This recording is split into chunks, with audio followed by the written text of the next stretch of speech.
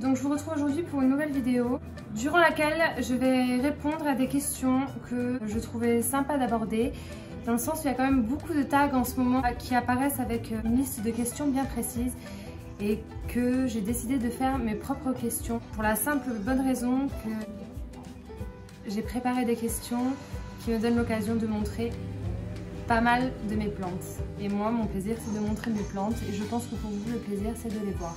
Donc on va commencer, alors j'ai appelé ça quelle catégorie de plantes. Voilà, je l'ai appelé comme ça, je voulais appeler ça quelle famille de plantes. On ne peut pas vraiment parler de famille pour les sujets que je vais aborder, mais disons qu'on aime bien regrouper nos plantes par catégorie. Les pothos, les alocasias, les caladiums, etc. Voilà, on va dire quelle catégorie de plantes.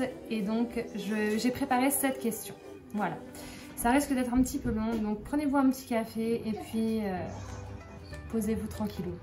Question numéro 1. Quelle famille de plantes je recherche en ce moment? Pour ceux qui me suivent sur Instagram, mon Instagram c'est Avaplants avec le tiré du bas, comme le nom de ma chaîne. Ceux qui me suivent sur Instagram sont au courant que actuellement je suis à fond sur les caladiums. Voilà. J'ai commencé par me procurer des bulbes de White Queen qui ont fini par pousser. Je me retrouve avec 3 petits pots comme ça de White Queen. Ça c'est les premiers caladiums que j'ai eu. Et puis ça ne s'est pas arrêté là. Je vais vous montrer de suite les différents caladiums que j'ai et je vais vous donner leur nom si jamais vous voulez essayer de vous les procurer. Je suis faible. Donc là vous avez les caladiums. Alors il me semble que c'est la même variété. Celui-ci est beaucoup plus foncé, celui-ci est beaucoup plus clair. C'est pour ça que j'ai pas vraiment réussi à choisir lequel j'allais prendre. Du coup j'ai pris les deux. Donc celui-ci c'est le Caladium Frog in a Blender. Alors je parle pas anglais, désolée pour l'accent. De toute façon je vais vous écrire les noms. Regardez-moi comme il est joli. Enfin les deux sont jolis, mais alors celui-là particulièrement. Je vais vous faire des close-up pour vous montrer de plus près le feuillage. Donc voilà les deux nouvelles acquisitions.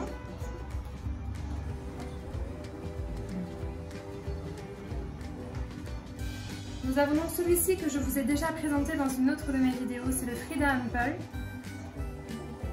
Magnifique aussi. Alors il me semble que les deux précédents viennent faire en Hollande. Celui-ci est une production française. Apparemment il y aurait une différence qualitative. De toute façon, quoi qu'il en soit et quelle que soit la qualité, celui-ci, je pense que celui-ci est et restera mon préféré. Mais vous l'avez déjà vu celui-ci. Nous avons dans mes nouvelles acquisitions celui-ci qui est le Caladium Miss Muffet. Il n'est pas magnifique franchement. Regardez-moi les feuilles quoi, les taches roses. Vert avec des taches rose fuchsia. Et alors on en parle, regardez le nombre de pieds et le nombre de tiges. Franchement ils promettent d'être magnifiques en grandissant ceux-là. Ils sont déjà très grands mais à mon avis ils vont devenir de plus en plus jolis. Et nous avons celui-là qui paraît un petit peu plus pauvre parce que j'ai séparé les pieds. Pour faire un test, j'ai voulu essayer de séparer les pieds. Il ressemble quand même au Miss Muffet, mais c'est le Strawberry Star. Voilà, les taches sont moins vives, les taches sont un petit peu plus roses. Enfin bon, il est trop joli quand même. Donc voilà les caladiums que je possède actuellement. Il y en a tellement, si vous saviez, vous les avez tous vus. Ils sont là et en ce moment, c'est vraiment la catégorie de plantes que je recherche et que j'ai loupé l'année dernière. Ensuite, on va passer à la question numéro 2. Comme question numéro 2, j'ai choisi quelle catégorie de plantes te fait galérer. Enfin, me fait galérer pour ma part, puisqu'actuellement, c'est de moi que l'on parle. Alors, je vais sûrement pas en surprendre plus d'un, parce que je pense qu'on est beaucoup dans ce cas-là. La catégorie de plantes qui me fait galérer, l'alocasia. Un truc de dingue. Alors je ne vais pas vous parler de l'alocasia zebrina parce que mes zebrina je m'en sors nickel, mais en général elles ont toujours des bonnes tailles les alocasia zebrina. L'alocasia est grande, moins je vais galérer, mieux je vais m'en sortir au niveau arrosage, au niveau tout. Et j'ai remarqué que plus la plante est petite, j'ai du mal à la garder en vie, même à la maintenir en bon état. Donc pour ce qui est de l'alocasia zebrina, ça se passe à merveille. Ça s'est pour le moment toujours passé à merveille. Il m'arrive d'avoir des petites feuilles qui sèchent un petit peu quand l'air est trop sec. Il suffit pour ça de bien brumiser. Généralement, le problème n'est plus un problème. J'ai mon alocasia Stingray que j'ai acheté il y a un an pendant les vacances, qui me fait feuille sur feuille et qui me les garde en plus. Là, j'en suis à 5. C'est la première fois que j'en ai autant et elle est magnifique. Alors elle m'a fait galérer un temps. Un jour j'ai retrouvé plein de vers dans sa terre, de petits vers de terre. Et elle n'a jamais été aussi jolie que depuis qu'elle a eu une invasion de vers de terre, quoi. Je pense qu'ils ont fait super bien leur job. Je les ai retirés bien évidemment. Je ne voulais pas avoir des vers dans mon appartement. Puis quand vous arrosez votre plante et que vous vous retrouvez avec une bonne trentaine de petits vers qui se baladent partout, c'est pas très agréable. Mais depuis elle se porte à merveille et tout va bien. Attendez, parce que là je vous parle des alocasias en vous disant que ça me fait galérer, mais là je vous montre celles qui sont en bon état. Celle-ci, ma Pink Dragon, offerte par ma maman au mois de mars pour mon anniversaire. Enfin, je les ai pas non plus depuis extrêmement longtemps, mais elle va très bien aussi. Vous voyez, c'est encore une grande plante, une alocasia. J'en ai une un petit peu plus petite il y a quelques mois que j'ai fait mourir. Celle-ci va très bien. J'ai mon alocasia poli que j'ai eu à peu près en même temps que ma Pink Dragon, là, février-mars de cette année. Du coup, c'est encore récent. Peut-être que ça va pas durer, mais je m'en sors plutôt bien. Sachant que celle-ci, c'est la troisième que j'ai depuis que je suis plante addict. Toutes les autres sont mortes.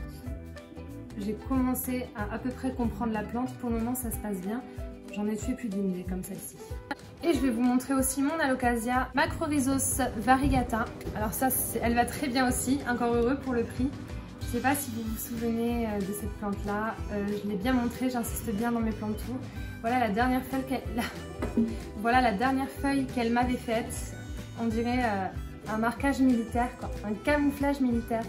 Magnifique cette feuille. Et regardez, elle est en train de m'en faire une autre qui promet d'être tout aussi jolie. Bizarrement, c'est une petite alocasia et elle va super bien. Depuis que je l'ai, elle me fait feuille sur feuille et elle se porte à merveille.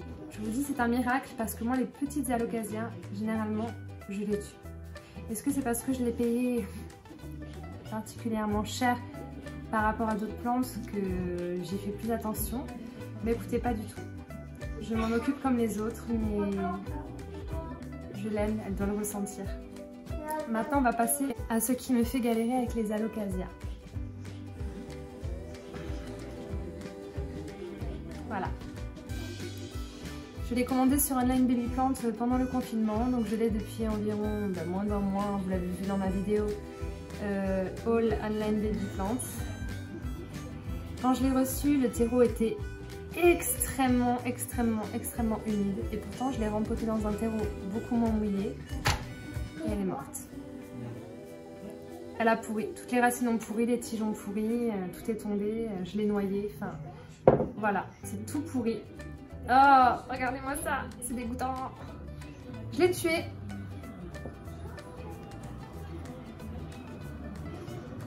C'est la deuxième que j'avais, la première se portait bien, mais je l'ai gardée qu'une semaine et puis je l'avais cédée parce que je n'en voulais plus. J'ai regretté, je me la suis reprise et elle n'aura pas tenu un mois. Je suis très déçue. Ma Dragon Scale, que vous avez vu aussi dans mon plan de tour, qui a les deux pieds, a commencé à aller très mal. Je l'ai rempotée dans des pots individuels et depuis j'ai réussi à rattraper le coup. Pour l'instant, elle va bien et elle me fait des nouvelles feuilles. Mais j'ai eu une frayeur aussi, j'ai vraiment pensé que j'allais la perdre. Ici vous avez l'alocasia Black Velvet ainsi que l'alocasia Dragon Scale en bébé. Pareil, je les ai commandées sur Online Baby Plant il y a plus d'un an. Elles n'ont jamais évolué. Elles perdent toutes leurs feuilles, elles allaient très mal. Je les ai rempotées dans ce pot-là ensemble en me disant bon ben on verra. Finalement j'ai réussi à rattraper le coche. Ça a l'air d'aller un peu mieux. J'ai eu une nouvelle feuille sur ma Black Velvet, chose qui ne s'était pas produite depuis plus d'un an. Donc je croise les doigts, j'attends de voir. Et là vous avez... C'est pas une alocasia mais j'ai très envie de vous en parler. C'est ma Calathea orbifolia. Voilà, mais ça je vous en parlerai dans ma vidéo grand fail. Parce que c'est pas une alocasia. Mince, je peux pas vous en parler. Ah, et puis pour mon oreille d'éléphant qui n'est pas variegata et qui est de bonne taille, elle. Voilà, pareil. Elle allait bien pendant mon plan de tour, ça faisait des mois que je l'avais, qu'elle n'évoluait pas, mais elle n'allait pas mal. Voilà.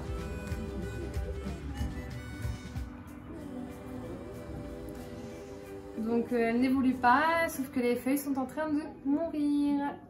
Alors maintenant je vais vous dire pourquoi, parce que je crois que j'ai trouvé la solution, je sais pourquoi mes alocasias se sont mis à dépérir.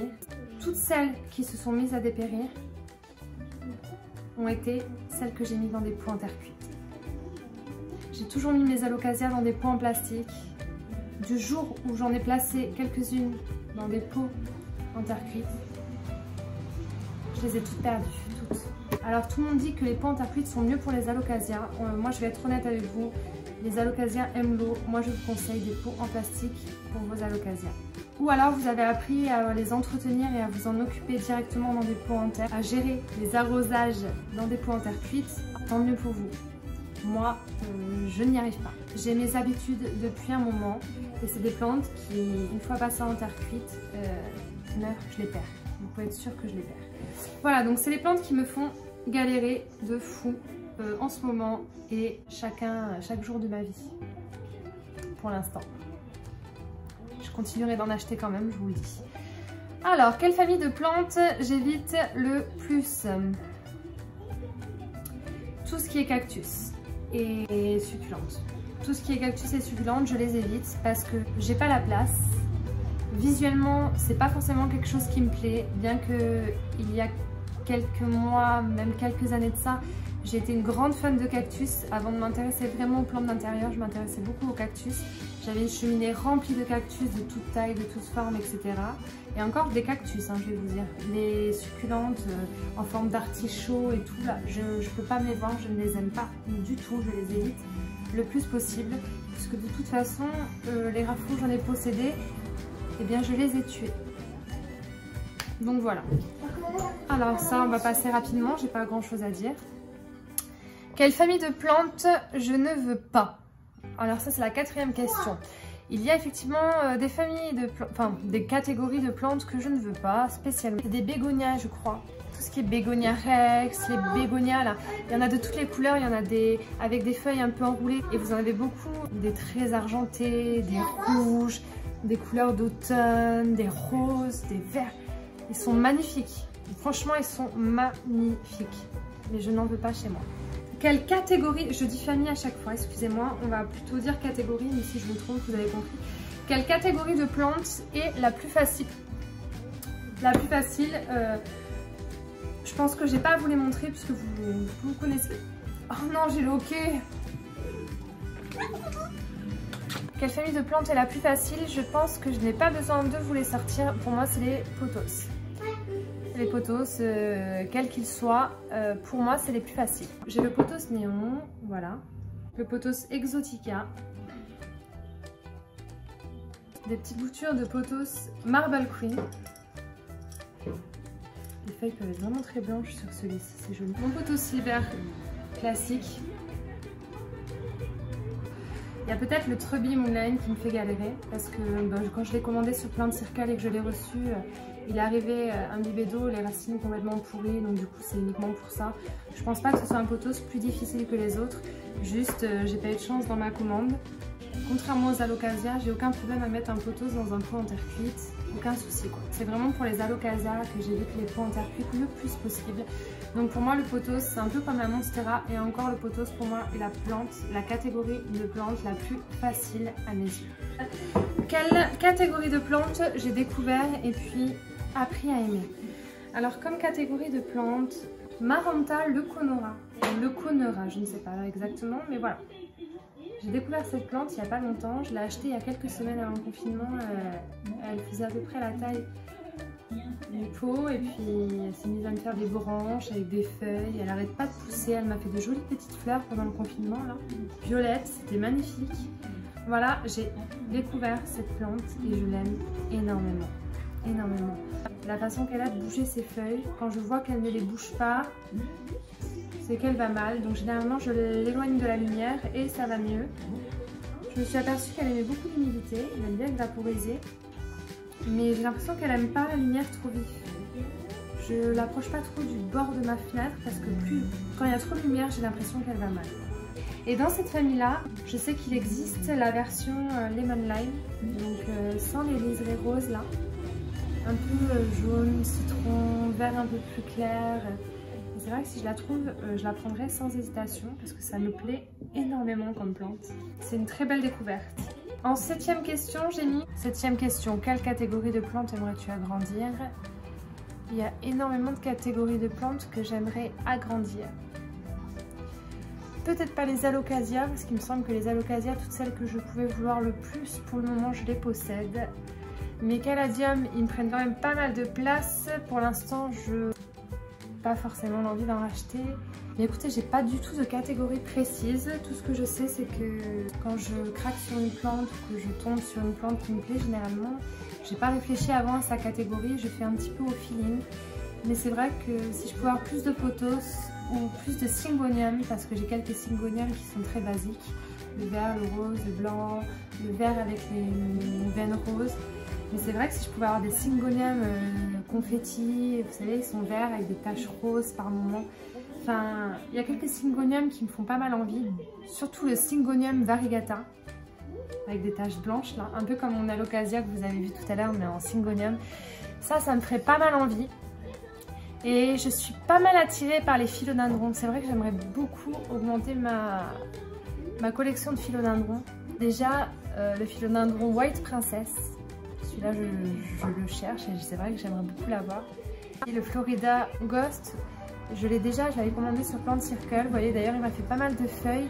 J'attends toujours qu'il me fasse des feuilles plus claires. Puisque ce que j'ai aimé sur ce philodendron quand je les ai vus en photo, c'est le fait qu'il y ait des feuilles qui soient presque blanches par moment. Donc quand je l'ai reçu, il n'y avait peut-être qu'une feuille comme ça. Et encore, elle était pliée, elle est tombée. Il y avait la tête qui avait été cassée de la plante. La tête, au moment où je l'ai reçue, c'était ça. Du coup, ça a été cassé, mais la feuille est quand même sortie et je l'ai laissé. Et puis depuis, il a quand même pas mal poussé. Regardez, il me fait une feuille là. Là, il y a une nouvelle feuille qui est en train de sortir. Mais j'ai l'impression qu'elle est bien verte, elle aussi, quoi. C'est pas blanc. Je vais vous montrer la photo qu'il y avait sur le site quand je l'ai acheté, ce que j'ai acheté. Là, c'est ce que j'ai reçu et ce que j'aimais sur ce philodendron Florida Ghost, c'est vraiment le fait qu'il y ait des feuilles plus claires et pour l'instant, ce n'est pas le cas. Qu'est-ce qu'on peut y faire? Écoute, je le laisse comme ça, il grandit bien, il me fait des nouvelles feuilles pour le moment. Donc voilà, écoutez, je pense que j'ai fait le tour. J'ai mis que cette question parce que je trouve que quand même, je vous ai montré pas mal de plantes en cette question. Et puis, j'ai pas eu beaucoup plus d'idées de questions pour le moment.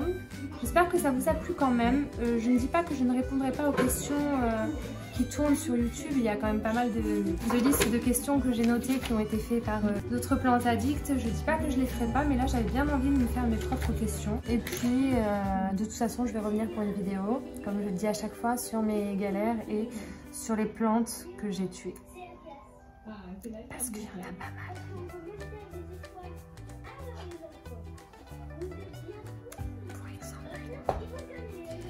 Écoutez, je vous fais des gros bisous, j'espère que cette vidéo vous a plu et puis je vous dis à très bientôt pour une nouvelle vidéo et n'hésitez pas à vous abonner, à activer la clochette pour être mis au courant des vidéos quand elles sortent et si vous voulez mettre un petit pouce bleu ou même un petit pouce rouge pour que je puisse savoir si vous avez aimé ou non la vidéo.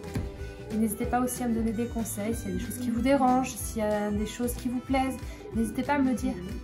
Comme ça, je pourrais essayer d'adapter mes vidéos en fonction de ce que vous, qui regardez, aimez. C'est quand même important quand même que je fasse en sorte de vous faire aimer ce que vous regardez. Je vous fais de gros bisous et je vous dis à très bientôt.